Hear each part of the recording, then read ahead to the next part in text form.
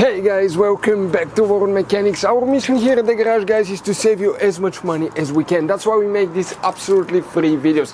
Let's go ahead and start on it now.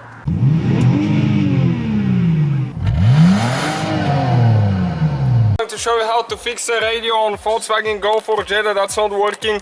The common problem with those. Stay with us, we'll show you how to do that. Now, let's go back to the radio. So as you can see, this one does not work at all.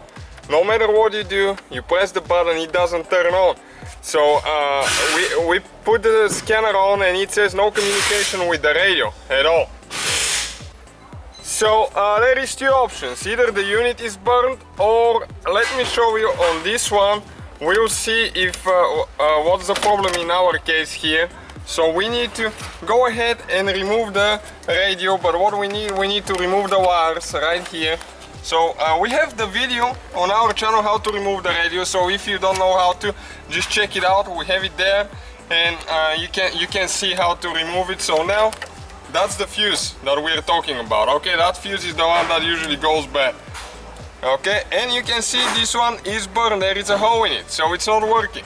It's a 10 amp fuse, so you need to use a 10 amp. We do not have one at the shop as of right now. We'll just use a 15 amp for a few seconds just to test it if it's good, but always replace it with the one that it needs. Okay, so you're going to push it back in. You need to install the wires. Okay, make sure everything's good. And we'll push it in now, and let's see if the unit will power up now. Okay, let's see now. Okay, and as you can see, it's working now. So the only problem was that fuse. Most of the times it's the fuse. Very rare occasion the whole unit will be burned, so we'll need to be replacing that one. But just check the fuse first. If you need to replace the radio anyways, you need to remove it. So just check the fuse before you buy a new unit and waste your money. Thank you guys for watching. Don't forget to subscribe and give us a like.